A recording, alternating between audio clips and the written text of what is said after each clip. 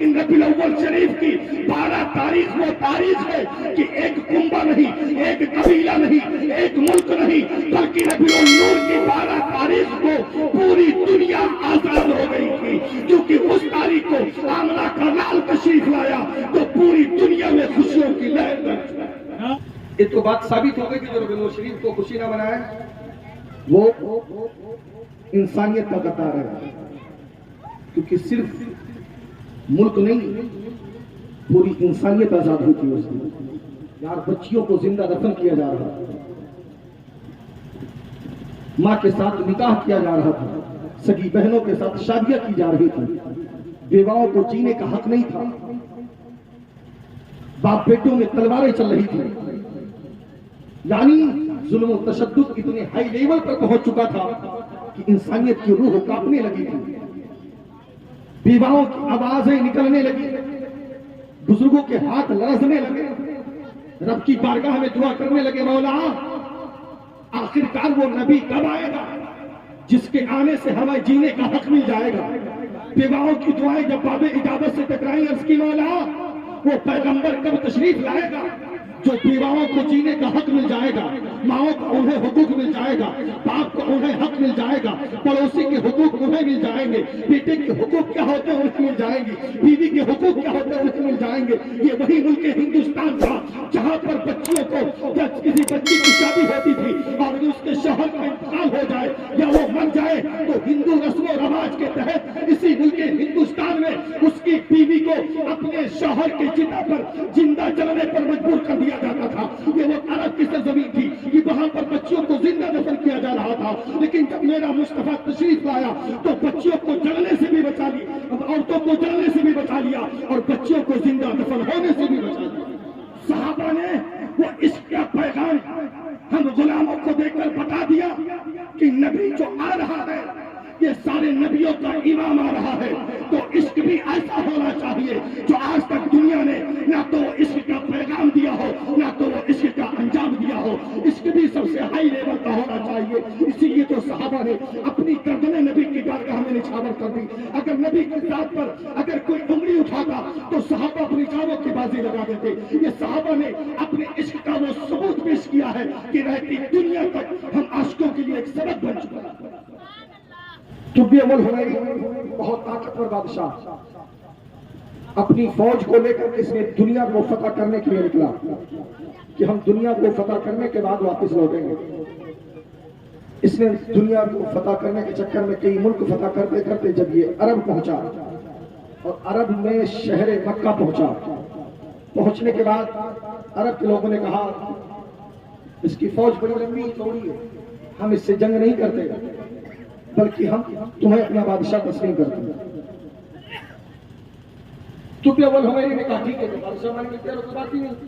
ایک دن گزرا، 2 دن گزرا، 3 دن گزرا، کوئی لوگ اس سے ملنے نہیں آئے، اس کو یہ بات بڑی ناگوار گزری۔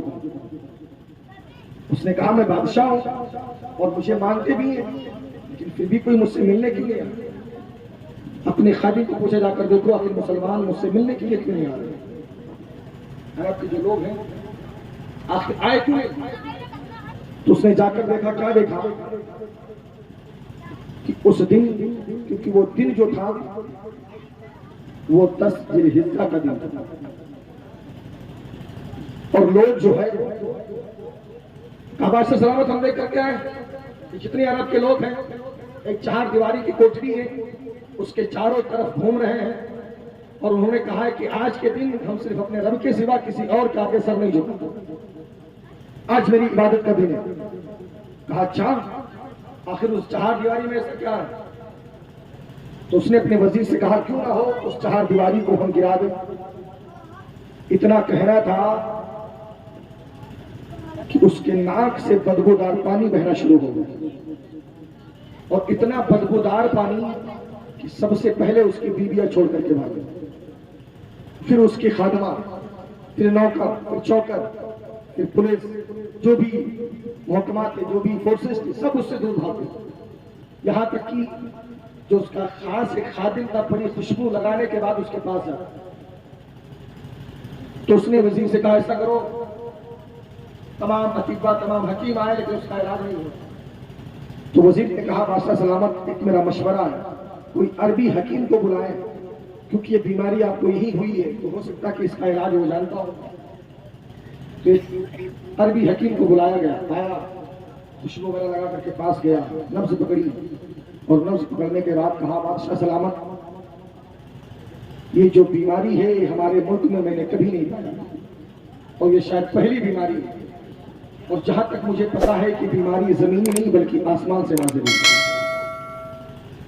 پھر اس حکیم نے کہا بادشاہ سلامت اگر جان کی معافی ہو تو جہاں تک میری حکمت کہتی ہے کہ بیماری صرف آپ کے ہی لیے نازل ہوئی، اور جہاں تک میرا تجربہ کہتا ہے کہ بیماری اللہ نے جو نازل کی تم پر اس لیے نازل کی کہ شاید تم نے اللہ کے کسی تقدس والی چیز کو پامال کرنے کا ارادہ کیا، اس لیے بیماری تم پر نازل ہوئی۔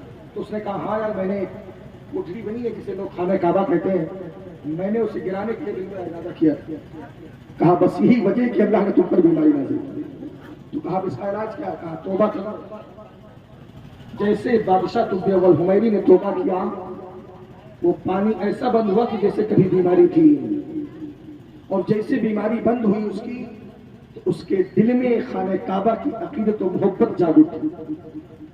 بھائی جس کو دیکھا بھی نہیں صرف کھانے کی ارادہ کیا تو اتنی بڑی بیماری میں مبتلا ہو گیا، اور صرف میں نے ارادہ بدلا توبہ کیا اور ٹھیک ہو گیا۔ تو کہا چل کر کے دیکھتے آخر اس گھر میں اسی آخری بات کیا۔ طب اول حمیری خانہ کعبہ کو دیکھنے کے لیے جب گیا تو ایک کونے میں بیٹھ کر کے بڑی حسرت زدہ نگاہوں سے خانہ کعبہ کو دیکھ رہا، اور جو جو خانہ کعبہ کو دیکھتا جاتا اس کے دل کی دنیا بدلتی جاتی، اور پھر اپنے وزیر کو بلا کر کہتا ایسا کیوں نہ ہو اللہ کے گھر میں اور لوگوں کے گھر میں کچھ بدل دیا۔ اس نے کہا نہیں یہ خانہ کعبہ اینٹ کا بنا ہے، یہ اینٹ ہی کرے گا، سونا چاندی کا۔ تو اس نے کہا کچھ ایسا کام کر دیں تاکہ لوگوں کے گھر میں اور اللہ کے گھر میں فرق ہو۔ بادشاہ طب اول حمیری وہ پہلا بادشاہ ہے جس نے خانہ کعبہ پر پہلا غلاف چڑھایا۔ کہا لوگ اپنے گھروں پر غلاف نہیں چڑھاتے، اور جب اس اللہ کے گھر پر غلاف چڑھے گا تو جس گھر پر غلاف ہوگا وہ اللہ کا گھر ہوگا، اور جس گھر پہ غلاف نہیں ہوگا وہ بندے کا گھر ہوگا۔ یہ فرق اس نے پیدا کیا۔ پھر بادشاہ طب اول حمیری نے کہا کہ ہمیں دنیا میں نہیں فتح کرنا، ہمیں اپنے ملک وطن واپس جانا ہے۔ اپنے لشکر کو اپنی جگہ چلو۔ جب لشکر چلا طب اول حمیری لے کر کے اپنے قافلے کو جب چلا، چلتے چلتے ایک جگہ بالکل سنسان بیابان میدان تھا، وہاں پر حکم دیا کہ یہیں پر خیمے نصب کر لو، آج قیام نہیں کرنا۔ خیمے نصب کر دیے گئے۔ جب خیمے نصب کیے گئے بادشاہ طب اول حمیری جب رات میں اٹھا تو کیا دیکھا کہ علماء کی جماعت بیٹھی ہیں، شعالیں جل رہی ہیں، چراغ روشن، کتابیں کھلی ہوئی ہیں، علماء بیٹھے ہوئے ہیں۔ تو بادشاہ طب اول حمیری چل کر گیا، کہا دیکھیں کہ کیا ہو رہا ہے۔ وہاں جب گیا بادشاہ طب اول حمیری تو سارے عالم اس کے استقبال میں کھڑے ہو گئے۔ استقبال میں عالم دین، اور وہ عالم دین ایسے ویسے نہیں تھے، اہل کتاب تھے۔ انہوں نے کہا بادشاہ سلامت آپ لوگ اتنی رات میں کیا کر رہے ہیں؟ کہا ہم کتابوں میں ایک چیز کی تحقیق کر رہے ہیں۔ کہا کون سی تحقیق؟ کہا ہم نے اس زمین پر جو خوشبو پائی ہے ہم اس کو اپنی کتابوں میں ڈھونڈ رہے تھے، اور اس تحقیق کو ہم کرتے کرتے اس حد تک ہم پہنچ چکے ہیں کہ جو یہ وہی زمین ہے جہاں پر نبی آخر الزمان ہجرت فرما کر تشریف لائے، یہ وہی زمین ہے۔ کہا اچھا یہ وہی زمین ہے؟ کہا ہاں۔ کہا جو نبی آئیں گے ان کا نام کیا ہوگا؟ تو کہا کتابوں میں تو لکھا ہی کہ ان کا نام محمد ہوگا۔ کہا ان کا چہرہ چاند سے بھی زیادہ حسین و جمیل ہوگا، چند ہی دنوں میں ان کے ماننے والوں کی تعداد پوری دنیا میں پھیل جائے گی، یہاں تک کہ ان کو جو دیکھے گا ان پر ایمان لے آئے گا۔ آپ بتائیے نبی کی جب میلاد ہوتی ہے تو ہمارے علماء بیان تو یہی کرتے ہیں نا کہ نبی حسین ہے، نبی جیسا کوئی ثانی نہیں ہے، نبی کی تعریف بیان کی جاتی ہے۔ آج ہم یہاں پر 10 20 15 20 100 عالم بیٹھ کر کے اللہ اور اس کے رسول کا ہم ذکر کرتے ہیں، لیکن بادشاہ طب اول حمیری کا جو قافلہ تھا اس میں 6000 علماء کی جماعت تھی۔ وہ 6000 عالم دین بیٹھ کر کے اللہ کے نبی کی آمد کی جو زمین تھی اس زمین کی تحقیق کر رہے تھے اور بادشاہ کو نبی کے اوصاف بتا رہے تھے، اور بادشاہ طب الحمیری جو نبی کے اوصاف سنتا جاتا اس کے آنکھوں سے آنسو جاری ہوتے جاتے، اس کے نبی میں مگن ہو چکا تھا، یہاں تک کہ جب اس کے نبی نے اوصاف سننے کے بعد کہا ایسا کرو، سب کو جمع کیا اور کرنے کے بعد بادشاہ نے کہا تیاری کرو، تو 6000 عالموں نے ایک زبان ہے کر کہا تھا بادشاہ سلامت، میری جانیں بھی چلی جائیں لیکن ہم اس زمین کو نہیں چھوڑیں گے، اس زمین کو ہم نہیں چھوڑیں گے۔ کہا کیوں؟ کہا یہ وہی زمین ہے جہاں نبی آپ نے جمع تشریف لائے، تو کہا تمہیں کیا پتا ہے کیا تمہارے دور میں آ جائیں گے؟ ان کو آنے میں بھی بڑا وقت لمبا وقت باقی ہے۔ تو علماء نے کہا تھا بادشاہ سلامت ان کی مرضی جب چاہے آئے، لیکن اگر میری قبر بھی یہاں کی زمین پر اگر بن گئی اور جب وہ نبی اس زمین پر طلوع اجلال فرمائے گا اور جب کبھی وہ ادھر سے گزرے گا اس کے قدم ناز سے اڑنے والی مٹی اگر میری قبر پہ پڑ گئی تو میری آخرت سمجھ جائے گی، اس لیے ہم مرنا تو گوارا کر سکتے ہیں لیکن اس زمین کو چھوڑنا ہم گوارا نہیں کر سکتے۔ بادشاہ طب الحمیری کہا اچھا تو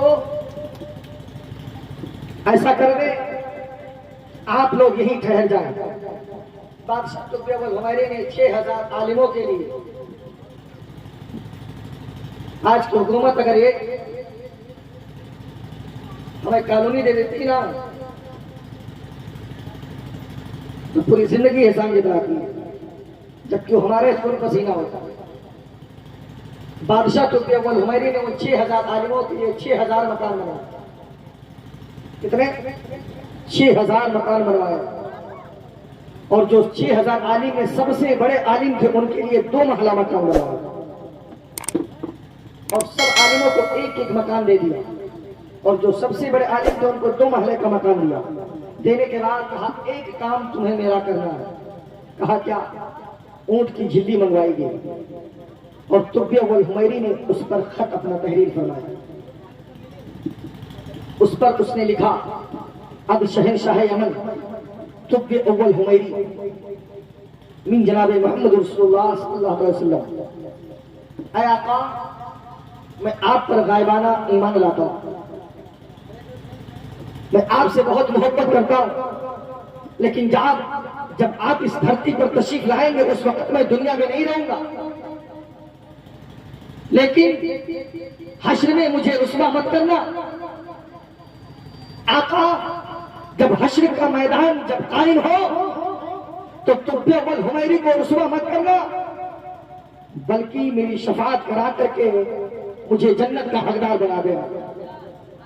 تحریر خط فرمانے کے بعد ایک چاندی کی ڈچی میں پیک کیا، سلمہر کیا، اور کرنے کے بعد جو سب سے بڑے عالم تھے ان کو دے دیا، اور کہا نسلاً بعد نسلی اس خط کو اپنی اولادوں کو کہتے جانا کہ جب مصطفیٰ تشریف لائیں گے تو یہ خط ان کی بارگاہ تک میرا پہنچا دے گا۔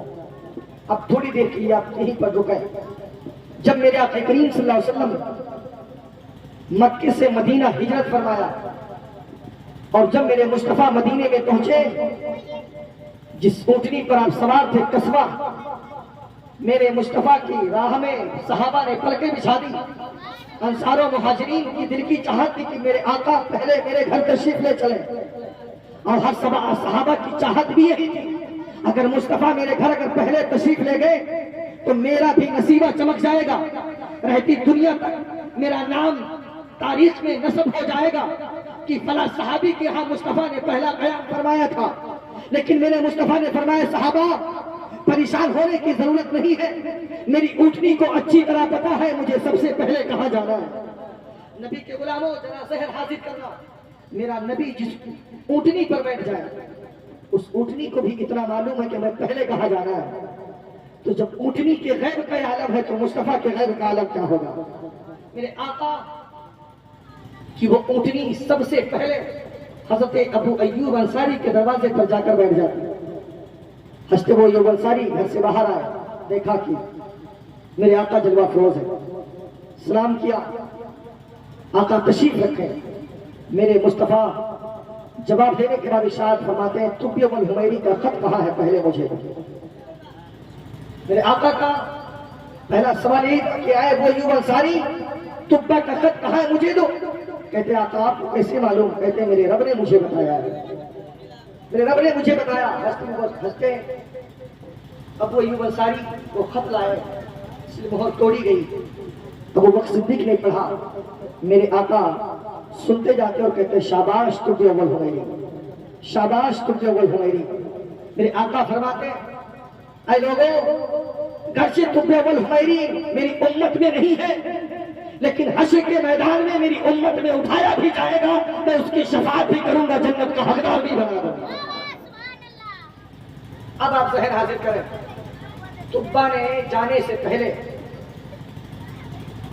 مدینہ سے جانے سے، جو زمین تھی نا وہاں سے جانے سے پہلے اس نے عالموں سے مشورہ کیا، کہا ایسا ہے میں نے نبی کی آمد کی خبر آج سنی ہے، تو نبی کی آمد کا جلوس بھی آج ہی نکالا جائے گا۔ آج ہمارے جلوس میں 1500 2000 آدمی ہوتے، مورخین فرماتے ہیں کہ 6000 صرف علماء کی جماعت تھی، 6 لاکھ پیدل تھے، ہاتھی سوار الگ، گھوڑ سوار الگ، فورسز الگ، کمانڈوز الگ، وزراء الگ، خدامہ الگ، خادم الگ۔ اب سوچو کتنی بڑی فوج تھی۔ تو طبہ نے کہا کہ نبی کی آمد کی خبر آج ملی ہے تو جلوس بھی آج بھی نکالا جائے گا۔ اب وہ جلوس جب نکالا گیا تو کہا گلی محلہ نہیں تھا، بلکہ جہاں تک علماء نے خوشبو محسوس کی تھی، جتنی زمین کے اندر اسی زمین کا چکر لگایا جا رہا تھا۔ ہمارا نعرہ یہی ہوتا ہے سرکار کی آمد مرحبا، مدنی کی آمد مرحبا، لیکن وہ طبہ کا نعرہ یہ نہیں تھا، بلکہ طبہ کا نعرہ یہ تھا ہم اس نبی کی آمد کا جشن منا رہے ہیں جو اس زمین پر تشریف لانے والا ہے، ہم اس نبی کی آمد کا جشن منا رہے ہیں جو اس زمین پر تشریف لانے والا ہے۔ اب پیارے اندازہ لگاؤ، جو طبہ صرف ایک بار نبی کی میلاد سن لے، جو طبہ اول حمیری جو ایک بار نبی کا جلوس نکال دے، مصطفیٰ اس کے لیے جنت کی بشارت دے دے، اور نبی کے وہ غلام جو ہر سال میلاد بھی مناتے ہیں، ہر سال جلوس بھی مناتے ہیں، تو ہمارا عقیدہ ایمان کہتا ہے کہ اللہ کے نبی اگر نزل کرم فرما دیں گے تو جنت بھی ہماری ہوگی، مصطفیٰ کی شفاعت بھی ہوگی۔